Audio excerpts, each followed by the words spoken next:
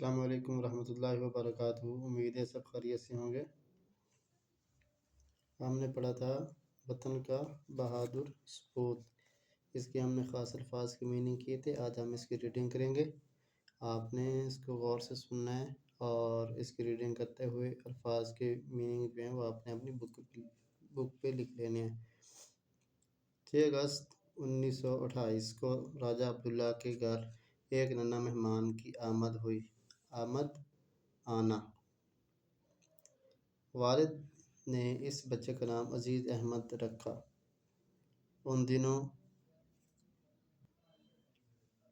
دنوں راجہ عبداللہ بسلسلہ ملازمت Hong Kong میں مقیم تھے۔ قیام کرنے والا۔ دوسرے بچوں کی طرح عزیز احمد کی پرورش کا میننگ ہے تعلیم و تربیت بھی نہایت لاڈ پیار کے ماحول میں ہوئی۔ لاڈ ناز۔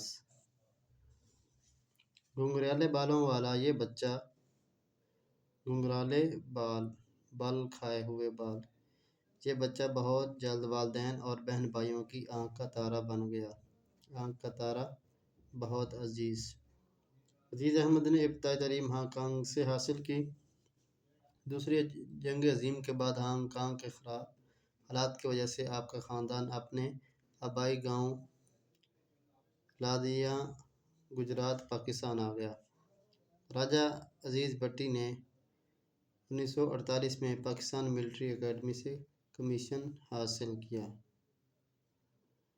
انہوں نے تربیت، اعلیٰ کارکردگی کا مظاہرہ کیا اور کورس کے اختتام پر بہترین کیڈٹ کا اعزاز حاصل کیا۔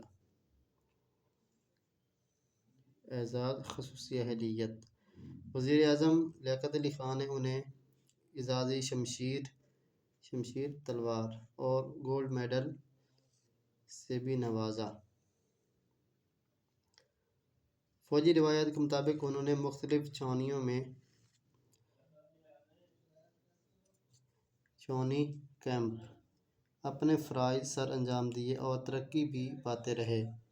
1956 میں پاک فوج میں میجر کے عہدے پر فائز ہوئے۔ عہدہ، مرتبہ۔ 6 ستمبر 1965 کو بھارت نے اچانک رات کی تاریکی میں شب خون رات کا حملہ اور لاہور کے چند سرحدی علاقوں پر قبضہ جما لیا۔ ان کا اصل منصوبہ BRB پار کر کے لاہور پر قبضہ کرنا تھا۔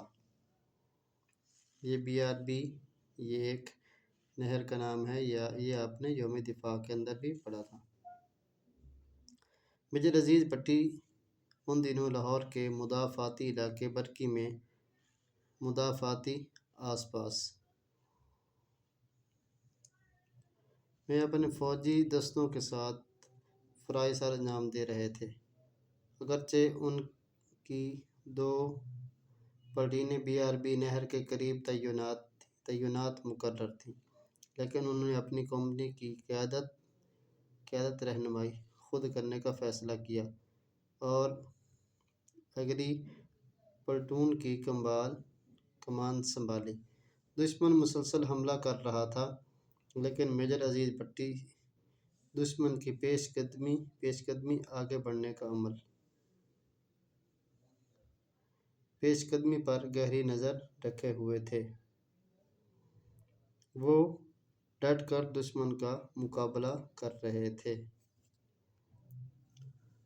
9 اور 10 ستمبر کی درمیانی شب دشمن نے اضافی فوج قوت، توپ خانوں اور ٹینکوں کی مدد سے بھرپور حملہ کر دیا۔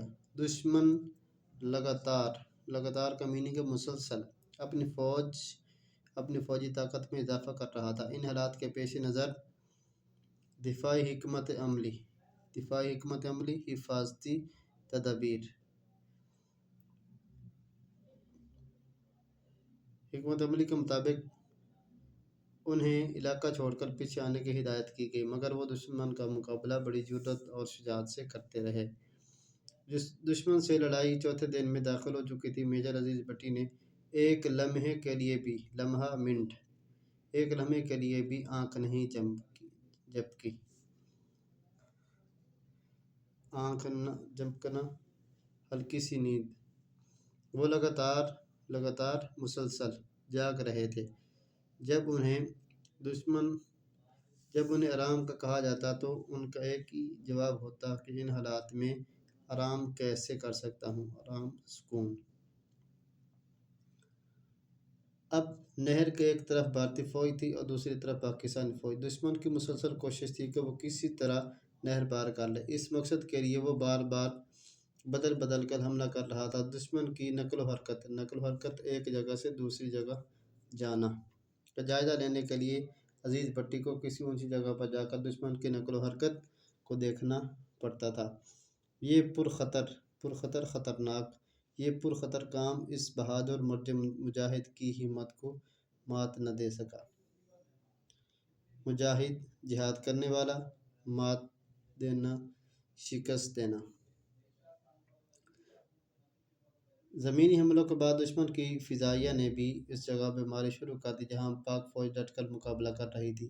اگرچہ میجر عزیز بھٹی اور ان کے ساتھی دشمن کی نظر میں آ چکے تھے، خیال میں آنا، لیکن جنگی لحاظ سے وہ جگہ بہت سود مند، فائدہ مند۔ لہٰذا خطرات کے باوجود میجر عزیز بھٹی وہیں ڈٹے رہنا، جگہ سے نہ ہٹنا اور دشمن کی نقل و حرکت کو لمحہ بھر کے لیے بھی اپنی نظروں سے اوجھل نہ ہونا، غائب نہ ہونا۔ 12 ستمبر کی صبح دشمن نے گولہ باری میں اضافہ کر دیا۔ آپ مسلسل 5 دنوں اور 5 راتوں سے جاگ رہے تھے۔ آپ نے اپنے توپ خانے کو دشمن کی پوزیشن سے آگاہ کیا، صورتحال اور اس کے زیادہ ٹینک تباہ کروا دیے۔ دشمن پسپائی اختیار کر رہا تھا، شکست۔ آپ مسلسل دشمن کا جائزہ لے رہے تھے۔ اس دوران میں دشمن فوج کی توپ کا ایک گولہ آپ کے سینے پر آ لگا، جس کی وجہ سے شدید زخمی ہو گئے۔ زخموں کی تاب نہ لانا، برداشت نہ کر سکنا، زخموں کی تاب نہ لاتے ہوئے اپنی جان وطن پر قربان کر دی۔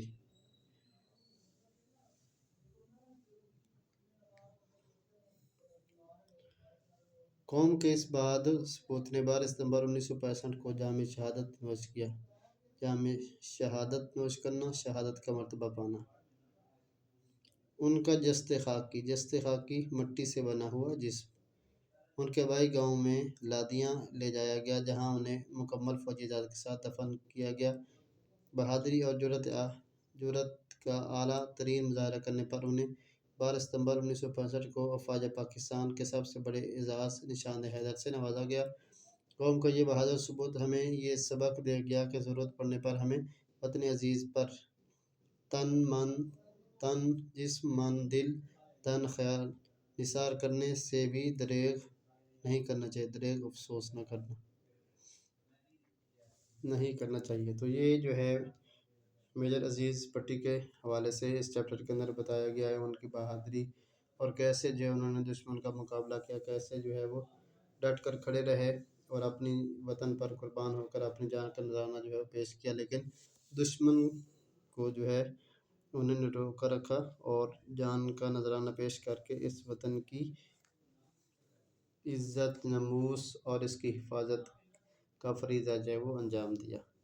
تو بیٹا آپ نے اس کو اچھے طریقے سے پڑھنا ہے اور پھر جو ہے اس کی جو میننگ ہے وہ بھی آپ ساتھ بک کے اوپر لکھ لینے ہیں اور اس کا خلاصہ جو ہے وہ بھی آپ نے اچھے طریقے سے تیار کرنا ہے۔ اس کے اندر جو اس کی ساری چیزیں بیان ہوئی ہیں وہی آپ کا خلاصہ ہوگا۔ آگے اس کے سوالات میں کویسچن نمبر 2 ہے، سبق متن کے مطابق درست جواب پر نشان لگائیں۔ عزیز بھٹی پیدا ہوئے 1928 میں۔ عزیز بھٹی نے ابتدائی تعلیم حاصل کی ہانگ کانگ سے۔ دوسری جنگ عظیم کا آغاز ہوا 1939 میں۔ راجہ عزیز بھٹی شہید کا آبائی گاؤں ہے لادیاں۔ بھارت نے پاکستان پر حملہ کیا 1965 میں۔ عزیز بھٹی شہید ہوئے 12 ستمبر کو۔ تو یہ اپنے MCQs بھی اچھے طریقے سے یاد کر لینے ہیں۔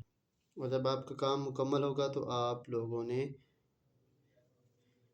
اوکے کا میسج دے کر اپنی اٹینڈنس لگوانی ہے، تاکہ پتہ چلے کہ آپ لوگ جو ہے وہ اپنا کام ریگولر کر رہے ہیں۔